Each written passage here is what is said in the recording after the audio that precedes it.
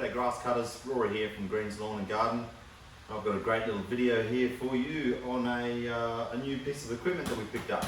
The Toro commercial 21-inch self-propelled mower with the Kawasaki FJ180V 180cc motor, and a comparison with the tried and tested Honda HRU216 with the Honda GXV160 160cc motors.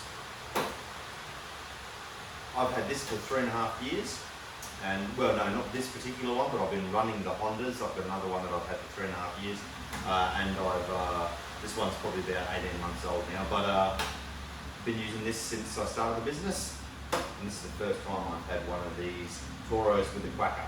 So let's have a look at the two.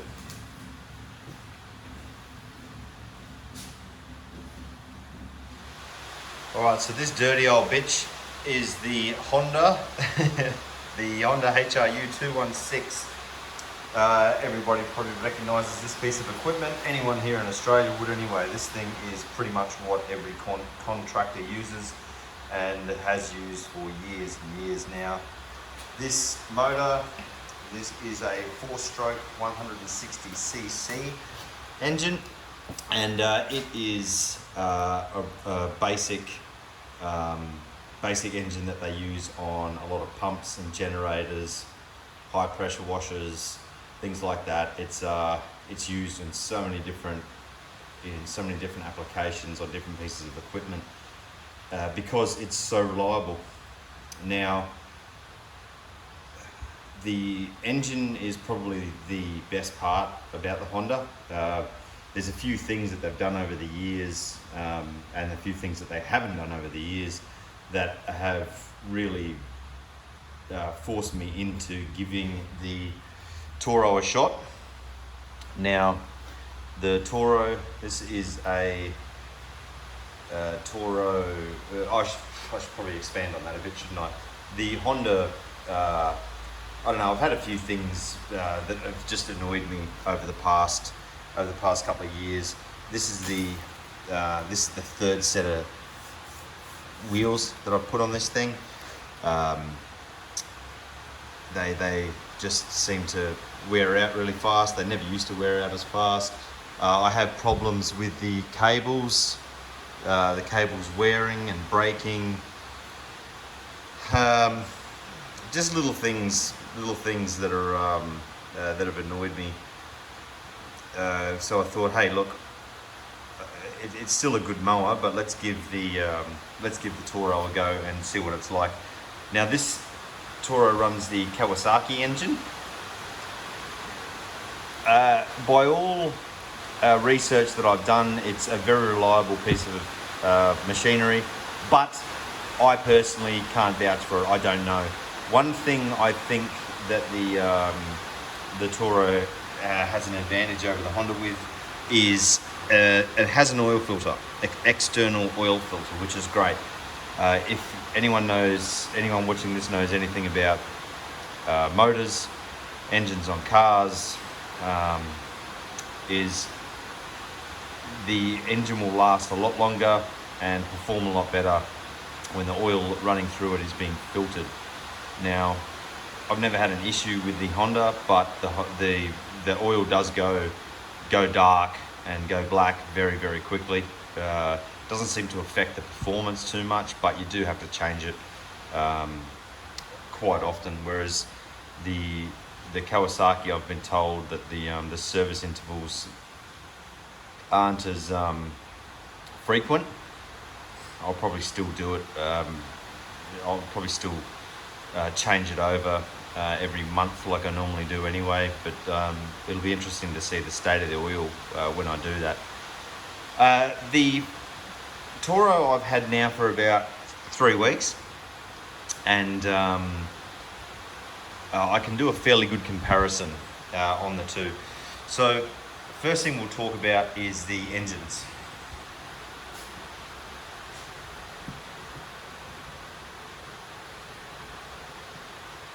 Anyone that watches my videos know I don't do edits or anything like that, so camera work's going to be schmicko, right? After about 3 weeks, let's say almost a month now, I'd say I've had this thing for. The first thing I've noticed about the engines is you've got an extra 20 cc's in this, but it doesn't give you any extra power. So if you're thinking that you're going to get extra power out of that 20 cc's, you're not going to get it. The Honda is just as powerful, and it is a lot more reliable when it comes to starting. This hasn't not started on me, but it does take a few goes to get going first thing in the morning. Whereas a Honda, normally first or second go, you stick the choke on, you give it a pull, and away it goes.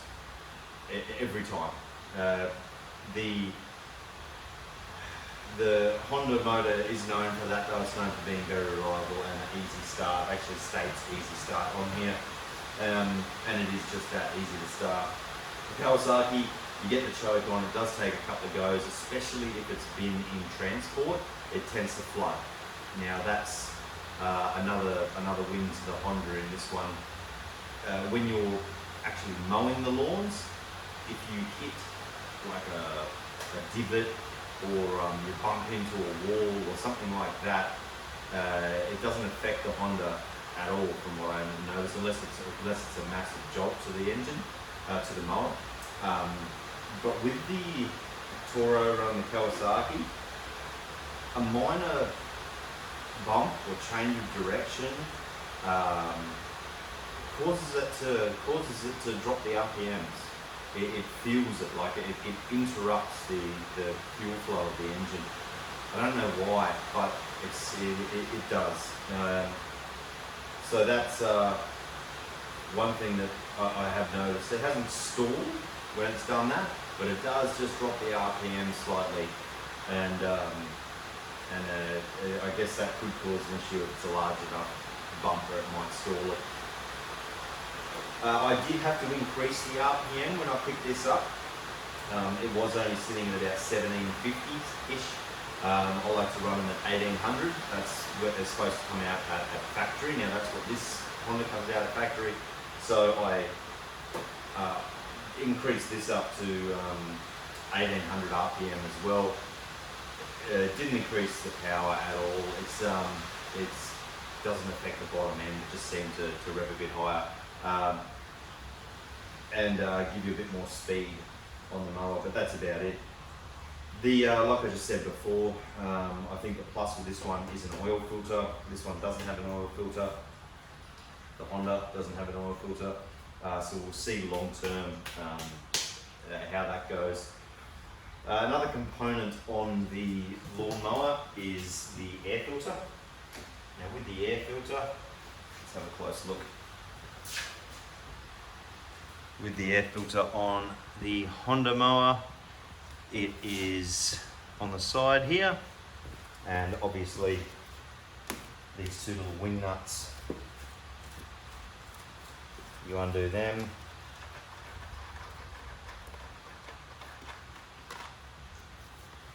pop that off over there,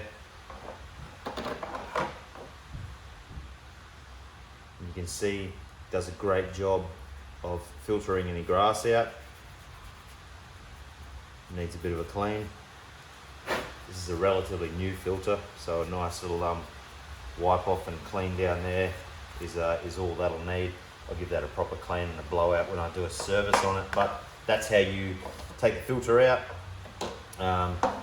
Take this little foam piece off here, give that a clean, and then blow the actual filter out with some compressed air. Where's your form? There we go. That's how you get in and out of the Honda. Now I think the Kawasaki's design is a little bit better.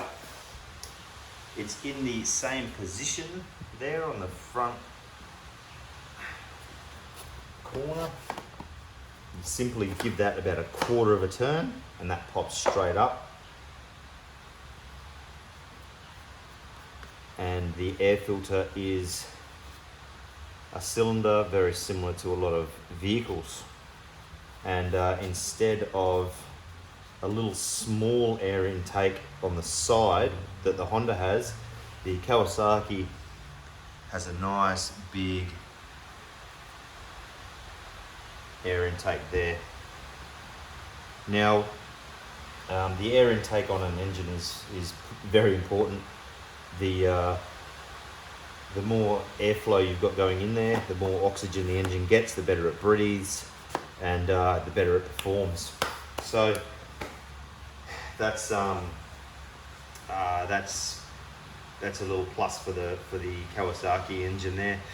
The Honda doesn't have any form of fuel cutoff, whereas the Kawasaki does. So you can actually turn your fuel off. So if you're going to be transporting it, you switch that off. That'll probably stop that flooding issue. I'm not sure whether that's a positive or not, because it's one more thing that you have to do every time you want to start or store the mower. So I haven't decided whether I like that or not yet. I don't think I do. The fuel tank. So the fuel tank on the Kawasaki is, you will notice, much larger. Here's the Honda fuel tank, and it is this cylinder right here, and that's it. That's the entirety of it. I shouldn't say that. It goes into here as well, but it's only a small little section. And that is the Honda fuel tank, Kawasaki fuel tank. It's this unit here, and that's quite large compared to the Honda. So you do get a lot longer out of it. It doesn't use any more fuel, so it's not one of those little ploys that they've done where they've increased the capacity to compensate for extra use in fuel. It just is a lot more fuel efficient in the long run because of the size. And the controls for them are completely different when it comes to positioning. So the Honda mower, let's see if we can see those controls there. How are we looking? Yeah, perfect. The Honda mower, as most people know, you've got your speed, which is this orange one, first, second, third. Then you've got your revs here, stop, turtle, rabbit, choke. Now, what I do like is the fact that you can drop down to the lowest revs, and it stops there before it switches in to stop, and actually clicks in when you want to stop it. The Kawasaki doesn't have that. Basically, you have to sort of drop it down as low as you can, and hope that you haven't gone too far where you stall the engine. Biggest difference is the location. Can you see that? No, we can't.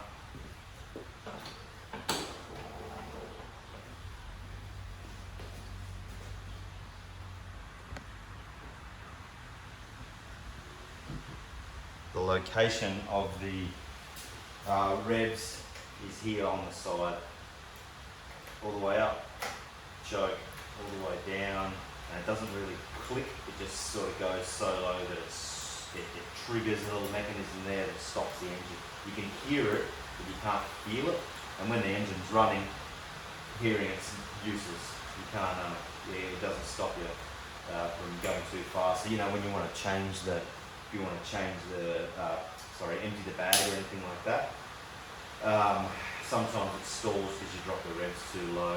So I normally just sort of go a quarter revs instead of as low as I can go. A bit of a pain in the backside. The plus is though that they are down there. In my opinion, I don't like the controls being on the handles.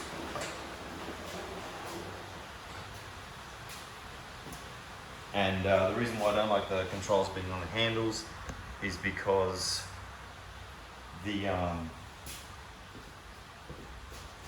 whenever you're going past any shrubs or bushes or anything like that with the Honda,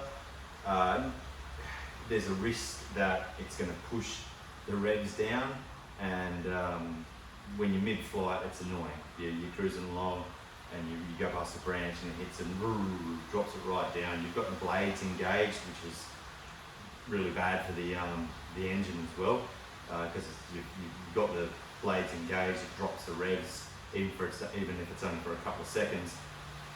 Your engine's trying to spin the blades on low revs, so you let everything go and increase the revs and start again. Whereas with the Toro, when they're down there like that, you've got no risk of hitting anything, and it's a lot more simplified with the Toro. The next thing is the self-propulsion. The two differences between these pieces of equipment are, with the Honda, you've got the setups up the top here. The controls set up the top here. To engage the blades, you obviously push this in. There you go, and then you get a rolling start, and you're away. Now, so that's 1, 2, pretty straightforward. What you don't want to do with the Honda is release. We'll do it anyway, like that. Puts a lot of stress on the spring and the cables, wears them out, makes them snap easier, quicker I should say. With the Toro, it's a different design. I feel it's a better design, and it's a more ergonomic design for your user. So, no plastic on this Toro, which is great. This is a little steel stopper here. When that stopper's down, you cannot move this handle. You press down on this little lever here, and you can engage the blades. And then to use the self-propulsion, it's right here underneath. So you're not having to take your hand off and then push it up to get it going. You just hold your hands where you've got them, you reach down, and you pull this up. Now they're both at 3 speed, but the advantage the Toro's got is, even if you're in 3rd gear at high speed, if you only hold this in a quarter, you'll go a quarter of the top speed. The further you pull that in, sorry, it's raining, guys, so I'm in my workshop / car garage, and we've got a rain day, so that's why I'm doing this video. So sorry about the sound. But yeah, if you hold this down, you'll go half speed. If you hold it halfway, you pull it all the way up, you increase the speed. There's a lot less going on with the Toro than there is with the Honda. You don't have these levers here. These cables are twice the thickness that the Honda ones are, and there's only 2 running straight down underneath a steel cover here, which is great. This sleeve actually bolts on and off. You can take it off for any servicing. I'm not sure you could pull these cables out. Feels like they're loose in there, but they're covered by this steel sleeve, and then they run straight down to where they need to go. Now, you probably see on this, you can't find the speed, the different speeds, whereas the Honda is that orange lever up here, 1, 2, 3 speed. The Toro is that lever right there. Now when it's in transport, you want to have it in neutral. You got 1st, 2nd, 3rd, obviously. Neutral. 3, 2, 1, neutral. I love that.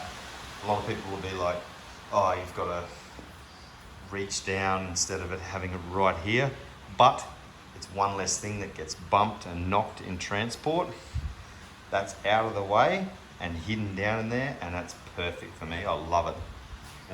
That was one of the selling points for me most definitely on the Kawasaki. Another thing, where are we? Oh, let's talk about the height adjustment. So, completely different setup on the Kawasaki. The Toro. The Toro has individual wheel adjustments, and that is these little suckers right here. So you can see this little lever that's on the inside here. You take the weight of the mower and you push that in, and you can slide that to change the height. Now you have to do that on each individual wheel. The downside to this is it takes longer because you have to do each individual wheel. The upside is you can actually change the angle of your mower. So if you want a better catching quality, you can actually tilt it up so your back wheels are higher than your front wheels, and it gives you a better catch than when it's just level. I mean, you only want to go up like half an inch more or something like that. When it's on that tilted down angle, it does give you a better catch quality. And when you're mulching, you can keep it level. I keep it level when I'm mulching. What was I saying? Yeah, so the downside is that you got to do each individual wheel, and also the downside is you're getting pretty close to the wheels. If you've got a customer that's got a dog that doesn't pick up the dog shit, you're getting awful close to it when you're changing that out, and it can be a bit of a pain. I mean, if you've got dog shit on the wheel and you get it with your hand, very annoying, right? Very annoying. I'm supposed to be just talking about the height adjustment on this little one, but while the wheel's in focus here, you'll notice the tyre, and I say tyre because it is an actual tyre on the Toro. This is the advantage it's got over the Toro for longevity. This will last a lot longer. I don't need to have this for a long period of time to know that it's going to last longer, because I spent a lot of years in the tyre game, and I know that a tyre that's made out of rubber like this, two-piece design, so it's actually sitting on this rim. This piece of rubber is solid and it's sitting on this rim. It's going to last a lot longer than the Honda, which is a solid plastic wheel that is going to wear out a lot faster. Just when it spins, whenever it spins, it's going to wear out faster and not grip as well for hills and things like that. The second advantage is they're larger. These wheels are a lot larger than the Honda wheels, and they'll give you a better grip and better comfort. So you can, anyone that's got like a footpath where they've got pavers, pebbles, gravel, and then pavers, and they're never sitting flush. The Honda, you're bumping over these things and it's bashing around. Where with the softer rubber wheels, it's a lot less shock to the mower, and it's going to help with the components on the mower, help them last a lot longer, just because it's not getting jolted every time you're going over a small patch of gravel or something like that, and it doesn't bog down. So if you're using your self-propulsion to get across a little gravel section, it sits on top of it instead of digging into it. It's beautiful. I think that would just about cover the wheels and tires. As you can see, there's the Honda ones. Oh yeah, the height adjustment. So the height adjustment on the Honda is all four at once, and it's this lever here. So it's as simple as up and down, sliding along there. The Honda has a lot more adjustments. As you can see there, what have we got? 1, 2, 3, 4, 5, 6, 7, 8, 9, 10, 11 different adjustment points. Whereas with the Toro, it's working in inches and it goes 1, 1.5, 2, 2.5, 3, 3.5.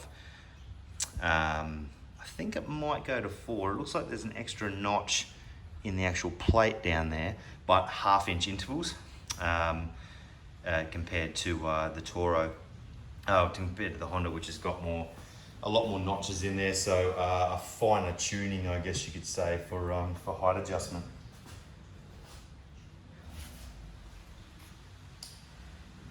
Now let's talk about the bread and butter of these mowers, in my opinion, is how well they perform. When you're mowing grass, right? All these little bells and whistles that they add on the mowers, all these little unique features that they've got. When it comes down to the actual mowing of the grass, the Honda catches grass better than what the Toro does. The Toros, if they're both mowing short grass, or I should say regularly cut grass. If you've got regular clients and you're staying on top of it, you're not going to know the difference. When you get to a property that's slightly overgrown, thick and lush, maybe a bit wet, the Toro is going to struggle a bit more than the Honda. Now, the reason why is because of the blades on this. It's not the power. It's definitely not the power. There's a few people that I've heard talk about these mowers and say that they're underpowered compared to the Honda. It's not that. It's the difference in blade setup. So in long grass,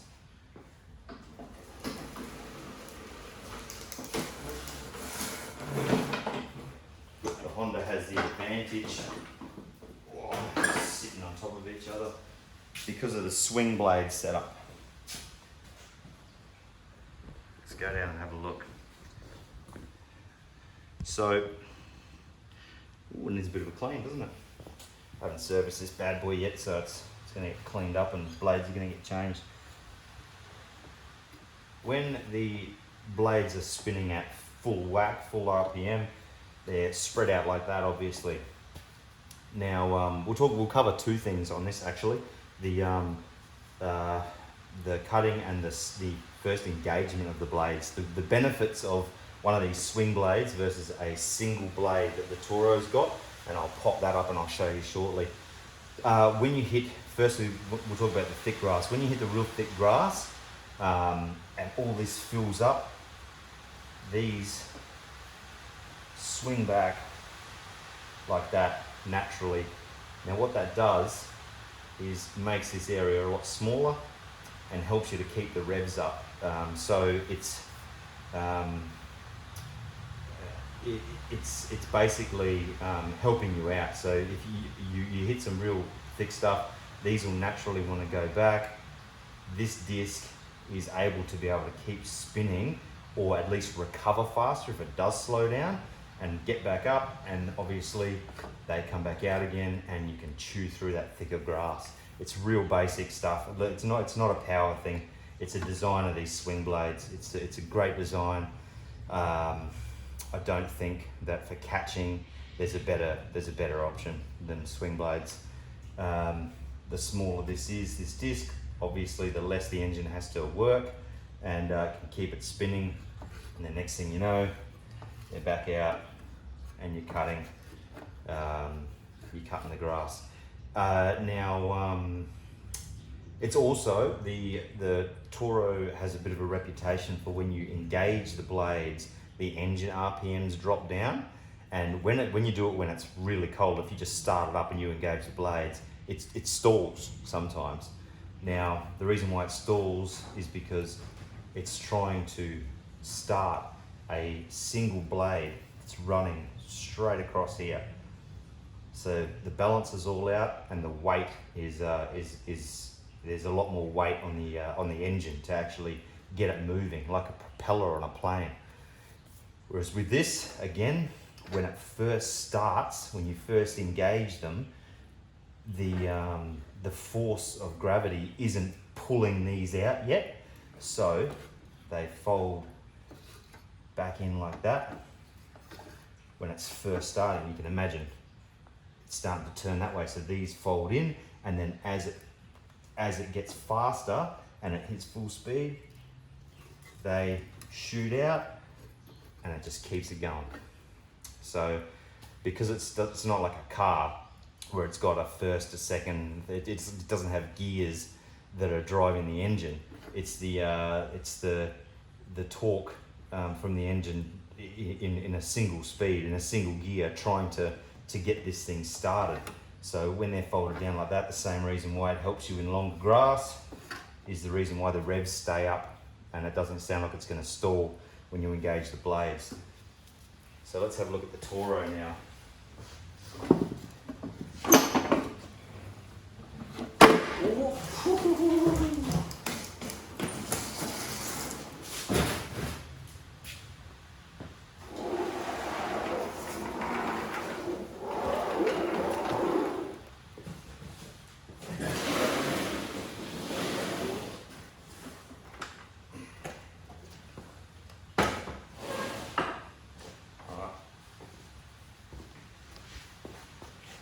There we go, it's a good look.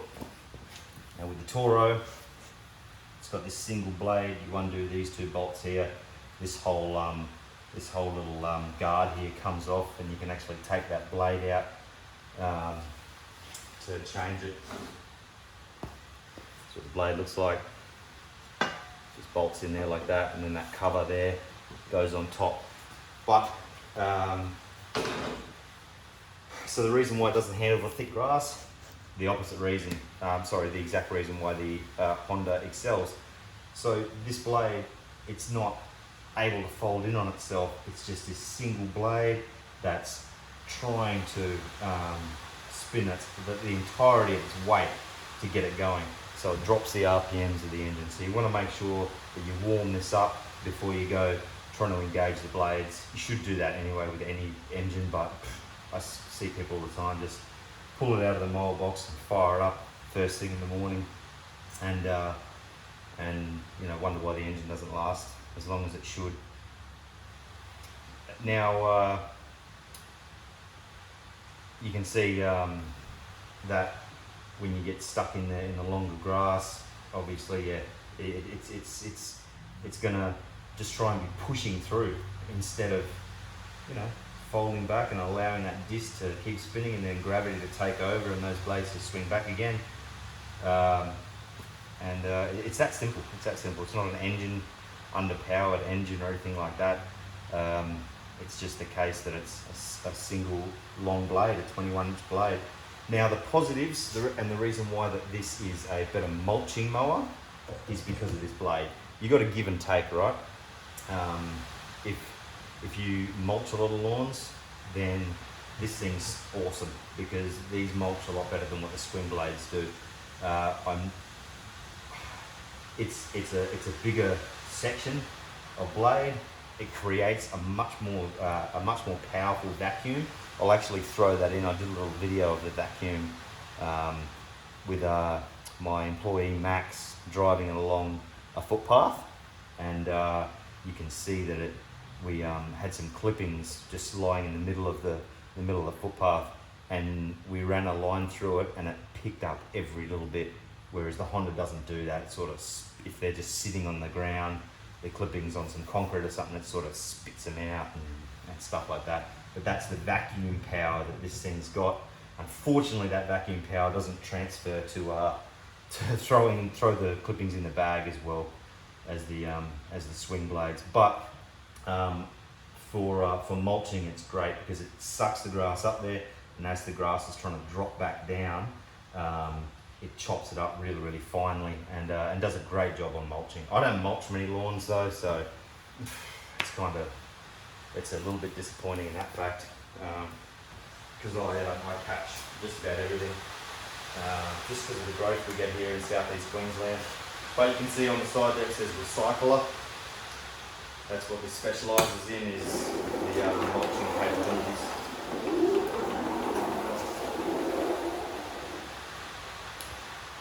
So, you know, they've both got their pros and cons, these pieces of equipment. You know, you're gonna get the good and the bad.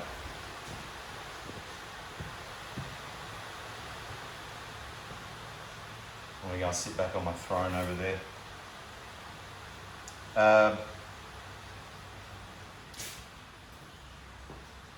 The biggest issue that I have personally, and I think a lot of contractors are going to have, if you've got no experience with the Toro, just like I had, you would think that this next item would have been addressed when they were manufacturing it, just because it's supposed to be a commercial mower. Now, commercial in my book means it's made for contractors, designed for contractors, it's getting used every day. Now, I've got a few clients where we've got steps. Now, no one likes them, but you can't say no to every job that's got a couple of steps on the property. Otherwise, well, let's face it, you're not going to get any work done, are you? Where the Honda comes out way ahead is the wheelbase here. Let's see if I can sit that there. There we go. You'll see the back of the wheel sits further. Where's a blade or a pen or something that'll do? So there's the very back of the mower. Disappears in behind the wheel there. That's because this wheelbase sits back further than the back of the mower. So when you get to a step, like so that's a step, you don't want to drag it up. You get to it, you can pull that mower over the step. Pretty simple stuff. You can just get to it, pull it up over it, and sort of, you know, get up there without any issues. Now the Toro, you're not going to believe this. I thought it was only the bush ranger mower that would have had this issue, but apparently not. The Toro, unfortunately, the back of the mower sits out past the back wheel. Now what that means instantly is you can't back it up over a step. Now people might say, oh, just go up forwards. Yeah, that's cool if you got one step. If you got one step to get over, you can lift the front end up onto that step, get the back up, away you go. What if you got more than one step? If you got two steps, you can't do it because you're going to drag the belly along someone's nice step and scratch it. I've got a client that's got a marble steps at the back of their property, really nice property, and I got there and realised that I had to get my offside and Max to give me a hand, and that was cool, but I did it on Christmas Eve for them, and I was by myself. I gave Max the day off. He called in sick, and and I had to get up there myself. Now these weigh about 50 kilos. I wouldn't recommend doing this, but I had to do it. I found a good way to do it was to lift it up there because I had to. This sits up a lot higher than it does the front bash bar, and lift bar sits up a lot higher than it does on the Honda. So the Honda, this is almost impossible to do. But with this, you lift it up, and you sit that right on your thigh there, with your leg touching the back wheel, and you bend forward, pick it up like that, and you can somehow, you can get it up there. Now that's just resting up against my thigh, either thigh, so that it's, you know, it's maneuverable. But if you're one of our finer specimens in the female persuasion, or you're a bit smaller, you know, getting a 50 kilo lawnmower up a couple of steps by yourself is impossible for some people. So, pain in the ass, right? Major pain in the ass. I didn't know that until about 2 weeks in with this piece of machinery that was going to happen. I thought that, I didn't even look. I just thought, it's Toro. that's something that surely that they would have addressed when they were engineering the product. But if anyone from Toro does somehow come across this video, it's something you need to look at, because it's going to stop a lot of contractors from purchasing your piece of equipment. All in all, they've both got their positives and their negatives. If you ask my wife, she'll probably tell you I've done nothing but whinge about this Honda, both of these Hondas. Well, no, the older one is fine. It's this newer one here that I've had issues with. But I've done nothing but whinge about it for the last 6 months. So I went out and I bought a completely different model. And if I had to, if this thing wasn't covered under warranty and it broke down, or I lost all my mowers and I had to buy another one and start from scratch, it'd be a Honda. Because I mean, there's only a handful of brands that make a commercial mower, a real commercial mower, and I don't think I'd want to go down the road of having to relearn it again, because they are quite different to use, really quite different.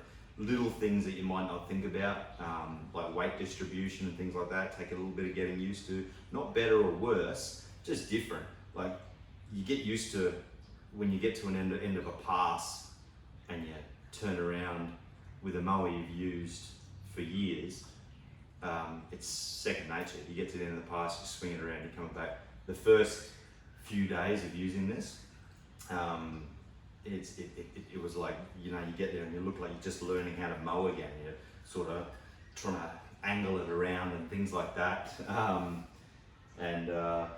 You know, it takes a bit of getting used to. The mulch plug comes standard with both of these. I've got one with the Honda and with the Toro.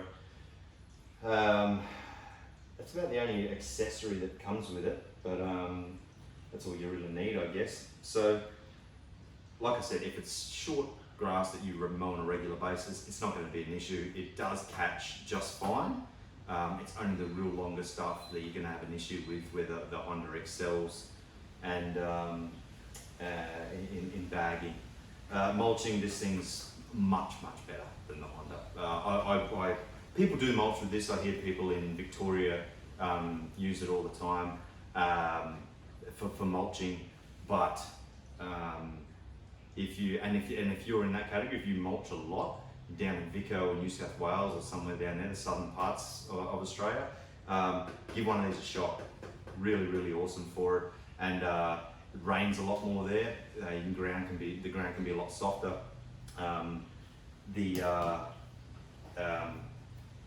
The wheels on this thing, they're larger, fatter, softer because of the rubber. Great for that sort of work. If it's a bit soft and damp, and you still want to mulch, it's really good for that. And I think that just about covers it, guys. Price-wise, they both sit at around $1,700. Much of a muchness in that category. And the warranty period is 2 years on this one. I'm not sure if someone knows. Throw it in the comments for me. I forgot what the Honda is. It's either 12 or 24 months. I'm sure though, but definitely 24 months on this one. And the dealer that I picked it up on the Sunshine Coast, if you're in the Sunshine Coast region, I got this one from Sunshine Coast Mowers in Mulching. They've got, I think they've got Mulching and Caloundra, I think, is their other dealer. Local Toro and Still dealer. Small business here on the Sunshine Coast, so look after them. And I also get my Toro gear from Mower and ATV Solutions in Karoi. Great bunch of guys there. Again, small business owners, trying to support them wherever I can. And the Sunshine Coast Mowers in Mulching, though, they sell Honda and Toro. whereas these guys are just mower and ATV solutions. Thanks for watching the video, guys. I'm going to do a review on a couple of pieces of still equipment that I picked up also during the last few months. One I actually got only about a week ago. I've got the extendable pole pruner, which goes out to about 4 meters, the still pole saw, and the hedge trimmer as well, which is not extendable, but it's the fold over one, kind of like the combi system. They used to come with the KM combi still systems, but battery powered. I'll drop a video on each of those in the coming days. Cheers.